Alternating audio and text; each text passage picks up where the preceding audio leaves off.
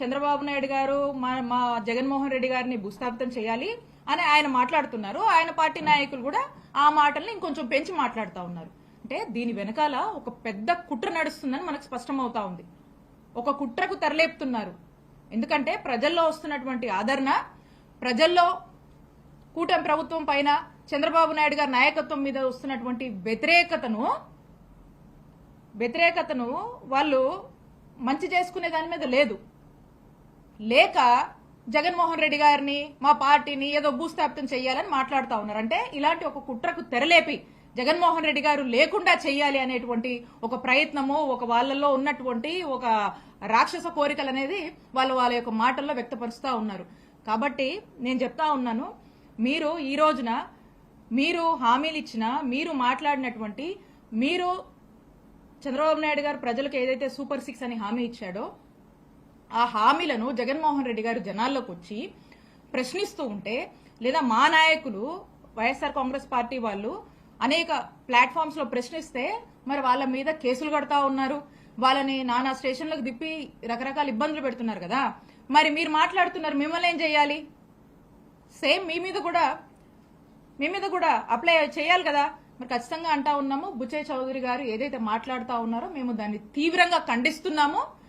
మీ మీద కూడా, మీరు ఇలా మాట్లాడుతున్నందుకు మీ మీద కూడా తగిన చర్యలు తీసుకోవాలని మేము డిమాండ్ చేస్తా ఉన్నాము.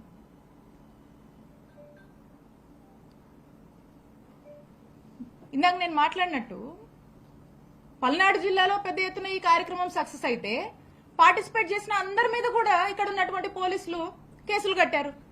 పార్టిసిపేట్ చేసినటువంటి ప్రతి ఒక్కరి మీద కేసులు కట్టారు. అంటే మా నాయకుడు వస్తే ఆ కార్యక్రమంలో మేము పార్టిసిపేట్ చేయడం తప్ప? ఆ కార్యక్రమం ఏం కార్యక్రమం అండి? ఒక కుటుంబాన్ని పరామర్శించడం తప్ప? ఆ చనిపోయినటువంటి ఎవరైతే ఉప సర్పంచ్ ఉన్నాడో వాళ్ళ తండ్రి గతంలో మాకు మండల పార్టీ ప్రెసిడెంట్ గా పనిచేశారు. వారు ఆహ్వానించినందుకు వారి మీద కేసు కట్టారు. ఈ ప్రోగ్రామ్ లో పార్టిసిపేట్ చేసినటువంటి నా మీద కేసు కట్టారు. ఈ ప్రోగ్రామ్ సత్తెనపల్లిలో జరిగితే ఆ సత్తెనపల్లి ఇన్ఛార్జ్ సుధీర్ భార్గవ్ రెడ్డి గారి మీద కేసు కట్టారు. ఈ కార్యక్రమానికి వచ్చినటువంటి అప్పిరెడ్డి గారి మీద కేసు కట్టారు, తలసిల్ రఘురామ్ గారి మీద కేసు కట్టారు, కాస్ మహేష్ రెడ్డి గారి మీద కేసు కట్టారు, బొల్ల బ్రహ్మనాయుడు గారి మీద కేసు కట్టారు, దేవినేని అవినాష్ మీద కేసు కట్టారు, నంబూరు శంకర్రావు గారి మీద కేసు కట్టారు, అనాబతున్ శివస్థ ఆయన మీద కట్టారు, అంబటి మురళి గారి మీద కట్టారు, అంబటి రాంబాబు గారి మీద కట్టారు, పేర్ని నాని గారి మీద కట్టారు, అలాగే పార్టిసిపేట్ చేసినటువంటి నాగార్జున యాదవ్ మీద కూడా కట్టారు. ఇలా దాదాపుగా ఆ కార్యక్రమంలో పార్టిసిపేట్ చేసినటువంటి అందరి మీద కూడా కేసులు నమోదు చేశారు. ఇంకా అండ్ అదర్స్ అంటున్నారు. మరి ఇంకెంతమంది ఉన్నారో అది కూడా మనం చూడాల్సినటువంటి అవసరం ఉంది. కాబట్టి నేను ఒకటే చెప్తా ఉన్నాను, మీరు ఇలా మా మీద కేసులు కట్టి మా కార్యకర్తల్ని కార్యక్రమానికి రావద్దని మీరు ఎన్ని నోటీసులు ఇచ్చినా మీ ప్రయత్నాలన్నీ కూడా విఫలమైనాయి. పెద్ద ఎత్తున ఈ కార్యక్రమం సక్సెస్ అయింది. ప్రజల మనసుల్లో, ప్రజల గుండెల్లో జగన్మోహన్ రెడ్డి గారి మీద అభిమానం ఉంది. మీరు పోలీస్ ఆంక్షలతో మీరేవో కాగితాలు పేపర్లు ఏవో ఇవ్వచ్చేమో, కానీ ఈ అభిమానాన్ని, ప్రజల గుండెల్లో జగన్మోహన్ రెడ్డి గారి మీద ఉన్నటువంటి ప్రేమని మీరు ఆపలేరు. మా మీద కేసులు పెట్టి మమ్మల్ని ఆపాలనుకుంటున్నారా? మమ్మల్ని మీరు ఆపలేరు. ఇవి కాదు, ఇంకెన్నైనా పెట్టుకోండి. జగన్మోహన్ రెడ్డి గారి నాయకత్వంలో మేమందరం పనిచేయడము మా అదృష్టంగా భావిస్తాము. జగన్మోహన్ రెడ్డి గారికి సంబంధించి, ఆయన యొక్క ప్రోగ్రామ్స్ కి సంబంధించి కానీ, లేదా మేము ఇక్కడ యాక్టివ్గా ఉన్నామని మా మీద ఏ కేసులు పెట్టినా కూడా మా యొక్క పోరాటం, మా యొక్క ప్రయత్నము, ప్రజల్ని మేము రిప్రజెంట్ చేయడము, ప్రజలకు ఏదైనా సమస్య వస్తే వాయిస్ ఫర్ ద వాయిస్లెస్ గా మేము ఖచ్చితంగా ఉంటాము. మీరు ఎన్ని ఇబ్బందులు పెట్టినా మమ్మల్ని ఆపలేరు, అడ్డుకోలేరు.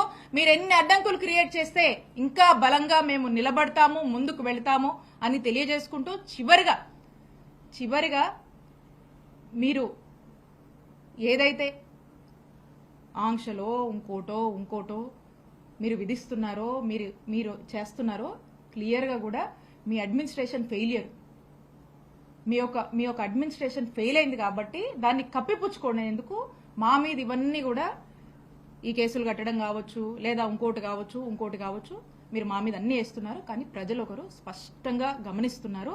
ఖచ్చితంగా కూటమి ప్రభుత్వం యొక్క పాలన, చంద్రబాబు నాయుడు గారు ఇచ్చినటువంటి హామీలు నెరవేర్చట్లేదు. కూటమి ప్రభుత్వం యొక్క పాలన ఫేడ్ అవుట్ అయింది. ఇది ఒక ఫెయిలియర్ గవర్నమెంట్ గా ముద్రేసుకుంటుందని ప్రజలు రియలైజ్ అయ్యారు. దానికి తగ్గట్టే ముందు ముందు కూడా పరిణామాలు ఉంటాయి. ప్రజలు అన్ని గమనిస్తున్నారని తెలియజేసుకుంటున్నాం. మేడం, నాగమల్లేశ్వరరావు చనిపోయింది క్రికెట్ బెట్టింగ్ వాళ్ళని చెప్పి అంటున్నారు టీడీపీ వాళ్ళు. మీరేమో వాళ్ళని చెప్పారు. జూన్ 4వ తారీఖు ఆత్మహత్య చేసుకున్నాడు. రిజల్ట్స్ వచ్చినాయి. 5వ తారీఖు ఆత్మహత్య చేసుకున్నాడు. 9వ తారీఖు చనిపోయాడు. అప్పుడు ఇంకా మా టీడీపీ ప్రభుత్వం రాలా. 12వ తారీఖు ప్రమాణ చేశాడు. ఈలోగా వీళ్ళు కుటుంబ ప్రభుత్వం చట్టా అతన్ని ఇబ్బంది పెట్టద్ది. మీరే అంటున్నారు కదా, కౌంటింగ్ ఏ రోజు జరిగింది?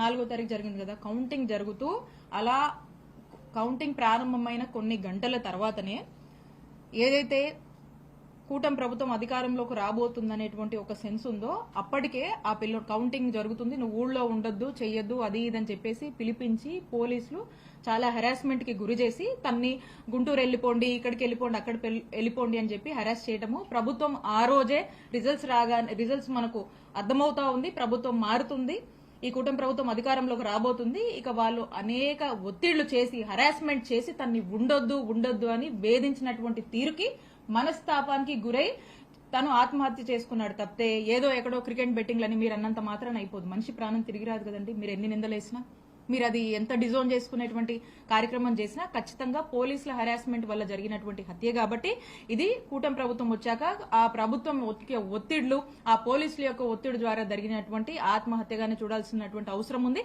అది వీళ్ళ ప్రెజర్ వల్ల జరిగినటువంటి హత్య అని కూడా మేము చెప్తా ఉన్నాం. టీడీపీ వాళ్ళు ఏమన్నారంటే అప్పుడు ఉన్న ఎస్ఐ కూడా వాళ్ళు పెట్టిన వాళ్ళే కదా, అప్పుడు సన్నాడు పెట్టలేదు కదా ఎస్ఐ.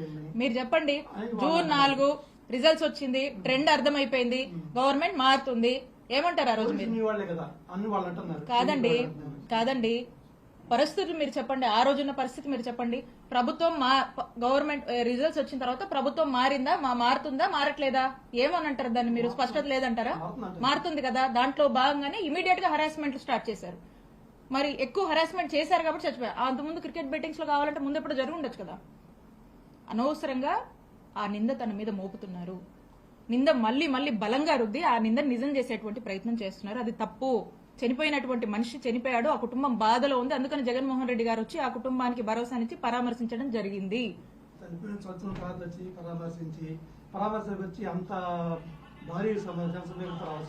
ఎక్కడ జన సమీకరణ జరగలేదు. అదే ఈ నా ప్రెస్ మీట్ యొక్క సారాంశం కూడా అదేనా నేను చెప్తుంది. ఎక్కడ కూడా మేము జన సమీకరణ చేయలేదు. స్పష్టంగా చెప్తా ఉన్నాం. జనం న్యాచురల్ గా, స్పాంటేనియస్ గా మా నాయకుడు జగన్మోహన్ రెడ్డి గారు ఇక్కడికి వస్తున్నారని తెలుసుకొని ఆ ఇన్ఫర్మేషన్ వాళ్ళకు ఉండడం వల్ల వాళ్ళు న్యాచురల్ గా వాళ్ళు తరలి వచ్చారు తప్పితే ఎక్కడ కూడా జన సమీకరణ ఎక్కడ ఏ కాన్స్టిట్యున్సీలో ఎవ్వరూ చెయ్యలేదు. ఎక్కడ భోజనాలు పెట్టలేదు, ఎక్కడ మంచినీళ్ళు ఇవ్వలేదు, ఎక్కడ మజ్జిగలు ఇవ్వలేదు, ఎక్కడ ట్రాన్స్పోర్ట్ అరేంజ్ చేయలేదు. మీ అందరికి తెలుసు అది. ఒకటే కష్టమైన అంశం ఏంటంటే న్యాచురల్ గా జగన్మోహన్ రెడ్డి గారికి ఇంత స్పందన వస్తుందంటే ఎక్కడో ఓర్చుకోలేక ఇవన్నీ ఒక దీంట్లో భాగంగా చేస్తా ఉన్నారు. కాబట్టి ఎప్పటికైనా కూడా జగన్మోహన్ రెడ్డి గారు అనేటు ఆయన మీద ఉన్నటువంటి అభిమానం, ఆయనకు వస్తున్నటువంటి ఆదరణ ఖచ్చితంగా తొందరలోనే ఇంకా స్పష్టమవుతుంది. ఈ ప్రభుత్వానికి, చంద్రబాబు నాయుడు గారికి ఇంకా స్పష్టం అవబోతుందని తెలియజేస్తున్నాం.